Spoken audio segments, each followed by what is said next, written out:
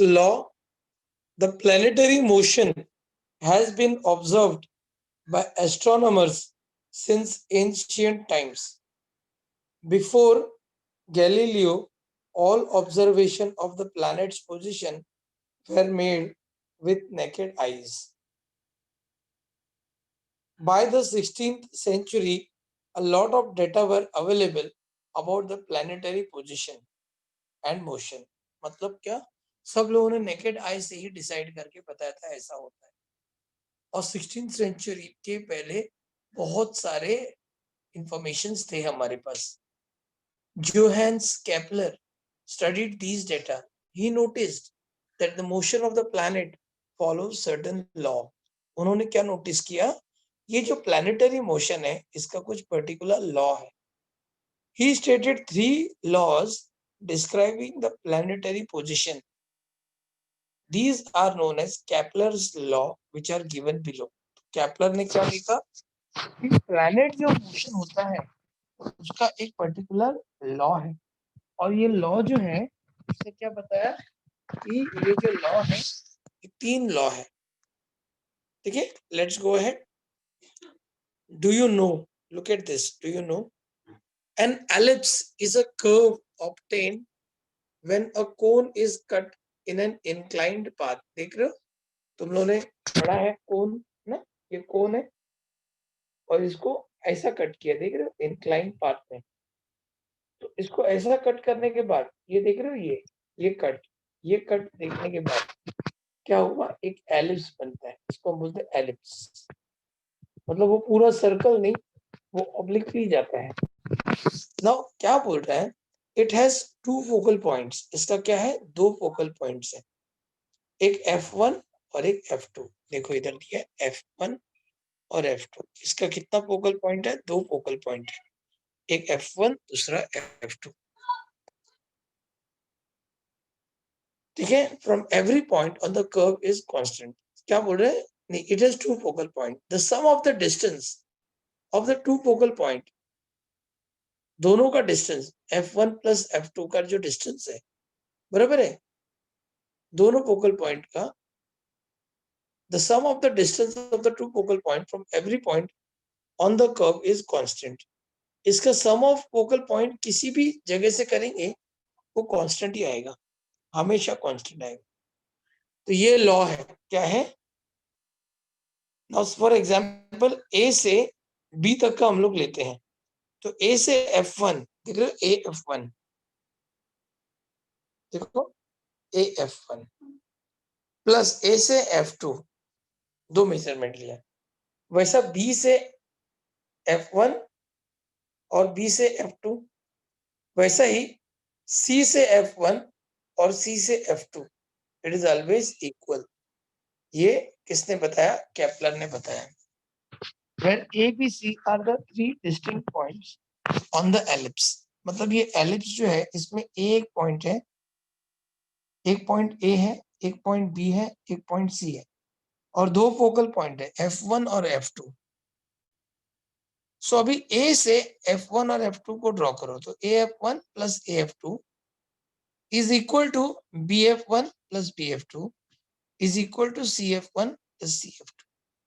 ये लॉ है, okay, elliptical path का कांस्टेंट है, ये बताना चाहता है. Is that clear to you, ये क्लियर हो गया बात. केपलर्स फर्स्ट लॉ एग्जाम में आता है, write down the Kepler's law. The orbit of the planet is an ellipse with the sun at one of the foci. क्या बोल रहे हैं, the orbit of the planet is an ellipse with sun at one of the foci. ये planet देखो, ये planet 1 है, ये planet 2 है, ये प्लैनेट 3 है. जो ऑर्बिट है वो क्या है, वो एलिप्स है. ये पहला लॉ है उसका, समझ में आया. With sun as one of the foci, तो F1 और F2 में से सन एक फोकाई में आएगा. Clear. The orbit of the planet is an ellipse. The orbit of the planet is an ellipse with the orbit of the planet is an ellipse with sun at one of the foci. Sun at one foci. Now next comes figure 1.4. क्या बता रहे हैं, shows the elliptical orbit of a planet revolving around the sun. The position of sun is indicated by S. Now Kepler's second law. The line, थोड़ा ध्यान दो, the line joining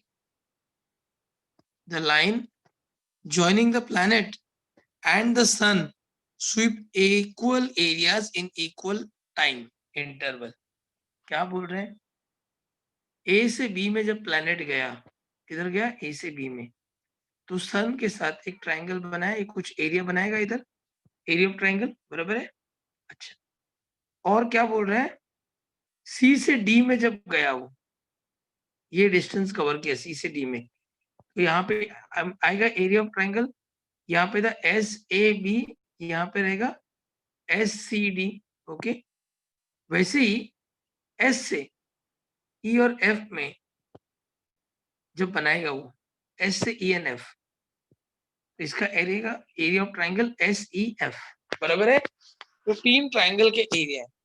तो line joining the planet and the sun sweeps, the line joining the sun and the planet sweeps equal areas in equal interval of time. वो equal area in equal interval of time ये क्या है? ये बहुत important है। The line joining the planet and the sun sweeps equal areas in equal interval of time. वो जितना equal area लेता है उतना ही इतने टाइम में लेता है, सेम टाइम में। Okay? Any doubt with this? Let's go ahead. इसमें क्या दिया? AB and CD are the distance covered by the planet in equal time. देखो AB और CD, ओके, और CD इक्वल टाइम में इतना डिस्टेंस कवर किया। फॉर एग्जांपल ये कुछ डेज में इतना कवर किया है, तो और कुछ डेज में इतना कवर किया है। तो सन के साथ जो इसका एरिया है और इसका एरिया है और इसका एरिया है, तीनों का टाइम इक्वल है, तो एरिया स्वीपिंग भी इक्वल ही रहेगा। So AB and CD are the distances covered by the time interval t. After equal time interval, the position of the planet A to C from A and C, okay, are shown by B and D. ठीक है? A straight line अगर join करेंगे AS और CS को, ठीक है, sweeps equal area ASB and CSD. Okay? तो area of triangle ASB is equal to area of triangle CSD. Now Kepler's third law. Third law ध्यान दो थोड़ा. The square of its period of revolution, जो time है, period है revolution का, उसका square around the सन, सन के तरफ जो पीरियड ऑफ रिवोल्यूशन है अराउंड द सन, एक होता है रोटेशन, दूसरा रिवोल्यूशन। रिवोल्यूशन मतलब क्या? एक पूरा सन के चक्कर लगा के आएगा। ठीक है, देखो ना, सुनो ध्यान से, क्या बोल रहा है? ओहो, थर्ड रो क्या बता रहे हैं? The square of the period. अब ये समझो ये प्लैनेट है 1 और 2 और 3, कोई भी एक प्लैनेट लेते हैं, इट टेक्स पूरा एक चक्कर लगाता है, तो उसको हम बोलते हैं 1 रिवोल्यूशन। क्या बोलते हैं? रिवोल्यूशन। ठीक है, एक बार रिवॉल्व होता है ना, उसको टाइम लगता है कुछ, अर्थ को 365 डेज लगता है, बराबर है? तो the square of its period of revolution, the square of the period of revolution around the sun is directly proportional to the cube of mean distance of the planet from the sun. ठीक है, the square of the period of revolution is equal to the mean distance of the planet and the sun. mean distance मतलब इधर से एक बार, 2 बार, 3 बार, 4 बार, 5 बार, सबका mean निकालना है, उसका क्यूब। रिपीट करता हूं, the square of the distance, sorry, period of revolution, ये प्लैनेट जो घूम रहा है, जो घूम के आता है, उसका square is equal to the mean distance, ये और ये सबका पोजीशन का मीन डिस्टेंस का cube.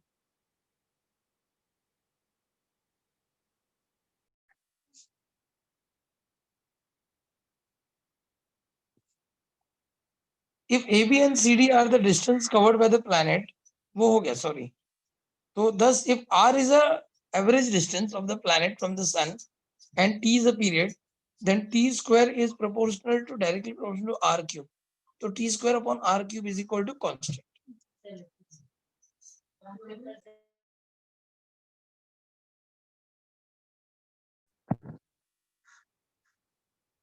Now, in an area ESF, figure 1.4 is equal to area ASB. What will be the infer about EF? Zara dekh ke batana. Newton's universal law of gravitation we are going to study now. Newton's universal law of gravitation. क्या बोलते हैं वो बोल रहा है कि ये law पूरे यूनिवर्स में सब जगह पे एप्लीकेबल, ठीक है? क्या बोल रहे हैं? All the above consideration including Kepler's law let Newton formulate. ये न्यूटन ने अपना लॉ बनाया केपलर के लॉ को स्टडी करने के बाद to formulate his theory of universal gravity. According to this theory every object in the universe, इस संसार में, ब्रह्मांड में, यूनिवर्स में हर एक ऑब्जेक्ट दूसरे ऑब्जेक्ट को अट्रैक्ट करता है. Every object in this universe attract the other object, every other object with some definite force, एक fixed force, definite force से attract. और वो force का value is equal to directly proportional to the product of the masses of the two object. मतलब अर्थ और moon है, अर्थ और moon है, क्या है? अर्थ और मून है, अर्थ और मून है. अर्थ बड़ा है, मून छोटा है. अर्थ का मास है कैपिटल एम,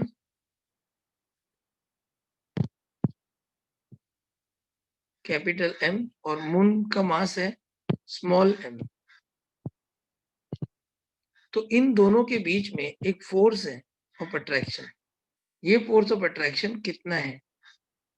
ये फोर्स जो है is directly proportional to the product of masses, that is M और एम दोनों का multiply, and inversely proportional to the square of the distance between them. इन दोनों के बीच में जो डिस्टेंस है आर, उसका स्क्वायर. ठीक है, देखो क्या लिखा है, ये दिया है. तो F is proportional to M और एम अपॉन आर स्क्वायर. तो क्या लिखेंगे? एवरी पार्टिकल्स ऑफ मैटर, या एवरी, क्या लिखा है? Every object in the universe attracts the other object with some force, definite force. And वो force कितना है? Directly proportional to their masses and product of their masses, and inversely proportional to the square of the distance between them. Now Johann Kepler 1571 से 1630 he was born and died. तो कितना देखो ना, 30 plus 29, 59 years, ज्यादा नहीं जिए. was a German astronomer and mathematician थे वो. He started working as a helper to a famous astronomer वो टाइम पे, Tycho Brahe in Prague in 1600. 1600 में उनको बहुत बड़े फेमस एस्ट्रोलॉजर थे, उनको असिस्ट करते थे. After the sudden death of Brahe in 1601, Kepler was appointed as a royal mathematician in this place. उनके जगह पे अपॉइंट किया गया. Kepler used the observation of the planetary position made by Brahe to discover the law of planetary motion. And उन्होंने law of planetary motion discover किया. He wrote several books. His work was later used by Newton in postulating his law of gravitation.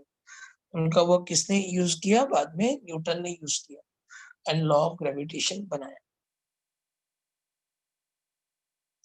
1.5 shows, देखो diagram में दिया है, the two object with mass m1 and m2 kept at a distance of d from each other mathematically.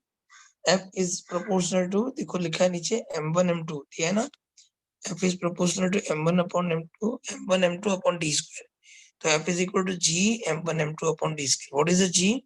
The constant of proportionality, that is gravitational force, that is gravitational constant. G is the gravitational force of gravitational constant. Here G is the gravitational constant of proportionality and is called as a universal gravitational constant. The above law means that if the object of mass is doubled, अगर mass double हो गया, the force between the two object also double, बराबर है, directly proportional है ना, अगर mass double हो गया तो फोर्स भी डबल हो जाएगा। Also if the distance is double, ठीक है, तो force decrease by factor 4। Distance double हो गया तो समझो 2 हो गया डिस्टेंस, तो उसका स्क्वायर क्या 4 टाइम्स, हाँ उसका स्क्वायर होता है ना, square of the distance between them, तो distance decrease by 4 times, double मतलब 2 ना। Now if the two bodies are spherical, the direction of the force is always along a line joining the two objects and the distance between the center is taken to be d. In case when the bodies are not spherical, agar wo spherical nahi have irregular shape, then the direction of the force, the line joining the center of mass is taken as d is taken, मतलब वो क्यों spherical बोला है, उसका center होता है, exactly center होता है, और spherical नहीं हुआ तो उसका center निकालते हैं हम लोग। From equation 2 it can be seen that the value of g is the gravitational acting upon the two unit of masses kept at a distance, unit distance away from each other. Thus the SI unit, याद रखो SI unit, SI का मतलब है system है international है, SI का मतलब है सिस्टम है इंटरनेशनल है, ठीक है, that is MKS system only. The value G is equal to the gravitational force between the two masses, 1 kg kept at 1 meter apart away. Show that the SI unit, the unit of G in Newton is meter square kilogram minus 2 raised to minus 2, मतलब meter square upon kilogram square. The value of G was first experimentally measured by Henry Cavendish in SI unit. Its value is 6.673 into 10 raised to minus 7 Newton meter square per kilogram square. ये उसका ये है value है। थोड़ा ये read करो और बताओ मुझे कुछ डिफिकल्टी है क्या।